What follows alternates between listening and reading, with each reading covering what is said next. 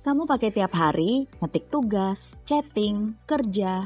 Tapi kamu tahu nggak, di balik keyboard yang kamu pencet terus itu, ada sejarah panjang, desain aneh, sampai fakta-fakta kecil yang mind-blowing. Yuk kita ulik bareng. Kamu pasti familiar kan sama susunan QWERTY di atas keyboard? Tapi kamu tahu nggak sih, desain QWERTY itu justru bukan dibuat biar kamu ngetik lebih cepat. Lucunya malah sebaliknya. Di akhir 1800-an, mesin tik pertama itu gampang macet. Jadi kalau orang ngetiknya terlalu cepat, batang logam huruf bisa nyangkut satu sama lain. Makanya Christopher Latham Solz, si penemu mesin tik, nyusun tombol-tombolnya supaya huruf-huruf yang sering dipakai nggak berdekatan. Tujuannya ya untuk memperlambat pengetikan. Iya, beneran. Supaya mesin tiknya itu nggak rusak. Aneh kan? Tapi sekarang kita hidup di zaman yang serba cepat. Tapi masih pakai layout yang sengaja dibikin lambat. Selain itu, coba kamu lihat baris paling atas dari huruf keyboard. Kamu bisa ngetik kata typewriter. Bisa diketik cuma dari satu baris doang. Dan ini bukan kebetulan. Dulu, sales mesin ketik harus demonstrasi betapa praktisnya alat ini ke calon pembeli. Jadi mereka sering ngetik kata typewriter di depan orang-orang. Karena semua hurufnya ada di baris atas, jari mereka nggak perlu pindah baris. Dan kelihatan kayak ngetik cepat. Padahal ya itu cuma trik marketing aja. Kalau kamu ke Belgia atau Prancis, kamu bakal nemu layout keyboard AZERTY. Huruf A dan Q ketukar, Z dan W juga pindah tempat. Dan yang paling ngeselin, kalau kamu mau ngetik angka 1-9, kamu harus tekan shift dulu. Kebayang nggak? Ngetik password aja ribet. Banyak pengguna AZERTY sendiri yang ngeluh karena desain ini udah ketinggalan zaman. Tapi karena sistem udah berbentuk lama, ya susah banget buat ganti. Sama kayak kita yang udah terbiasa QWERTY, meskipun bukan yang paling efisien. Tapi banyak loh pengguna AZERTY. Ternyata ada beberapa alternatif layout yang jauh lebih efisien dari QWERTY loh. Contohnya layout Dvorak. Susunannya diatur supaya tangan kiri dan kanan bergantian lebih lancar.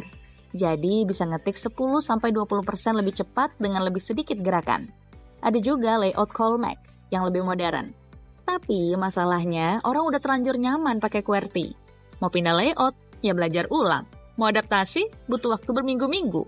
Makanya meski lebih bagus, layout-layout itu tetap kalah populer. Coba raba keyboard kamu. Di huruf F dan J pasti ada tonjolan kecil. Itu bukan cacat produksi kok. Tapi fitur penting buat orang yang ngetik dengan teknik 10 jari. Posisi ideal jari telunjuk adalah di F dan J, dan dari situlah jari-jari lain menyebar ke tombol lain.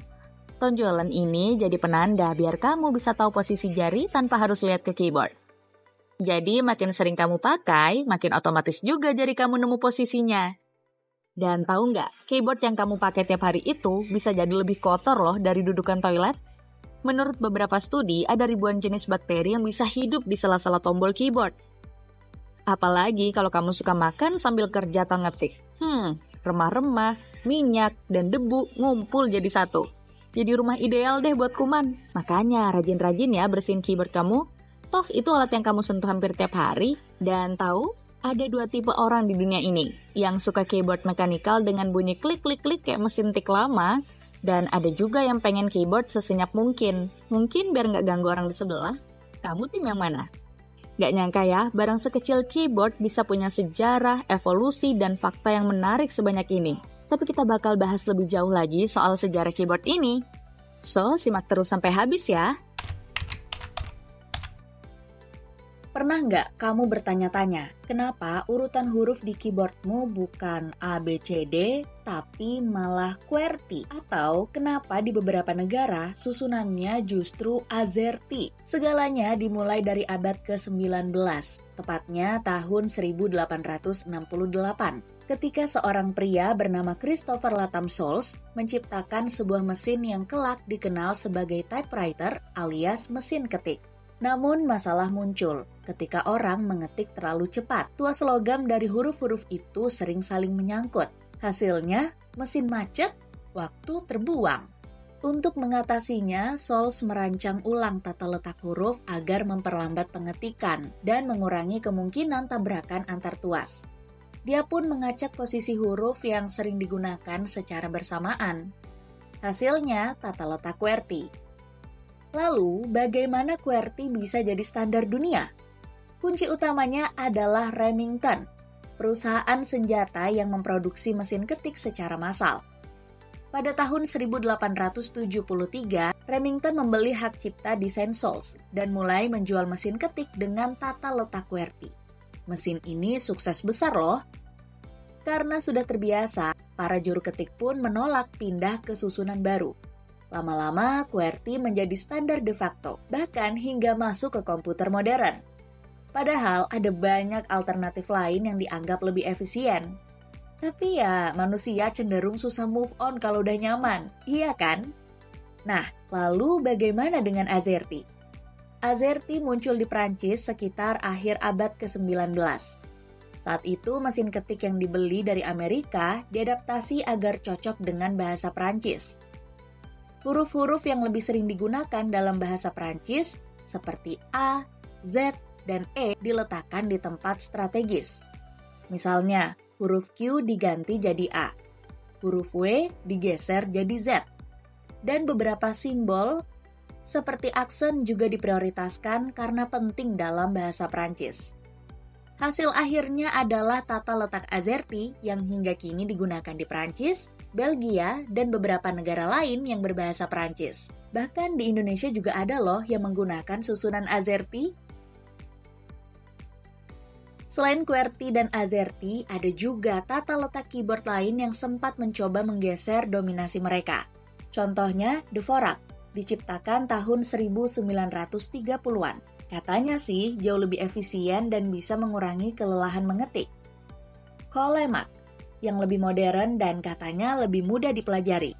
Tapi sayangnya, meski banyak yang terbukti lebih cepat atau ergonomis, QWERTY dan AZERTY tetap dominan. Kenapa?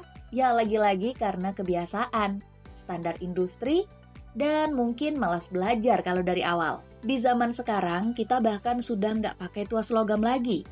Teknologi touchscreen, voice to text, dan AI udah makin canggih. Tapi anehnya, susunan QWERTY tetap bertahan loh. Bahkan ketika kita mengetik di smartphone, QWERTY tetap dipakai. Bukan karena paling efisien, tapi karena sudah melekat di kebiasaan miliaran orang. Namun, beberapa negara tetap memodifikasi keyboard mereka agar lebih lokal. Contohnya, Jepang dengan keyboard hiragana katakana, dan Korea dengan hangul. Jadi, keyboard yang kamu pakai hari ini adalah hasil kompromi antara teknologi, bahasa, dan kebiasaan manusia sejak ratusan tahun lalu. Mulai dari mesin yang suka macet, hingga akhirnya jadi standar global. Menurutmu, apakah QWERTY akan terus bertahan? Atau suatu hari justru akan tergantikan? Kita tunggu aja. Tapi satu hal yang pasti, di balik tiap huruf yang kamu tekan, ada sejarah panjang yang jarang kita sadari. Gimana menurutmu? Kamu tim QWERTY atau AZERTY? Tulis di kolom komentar ya.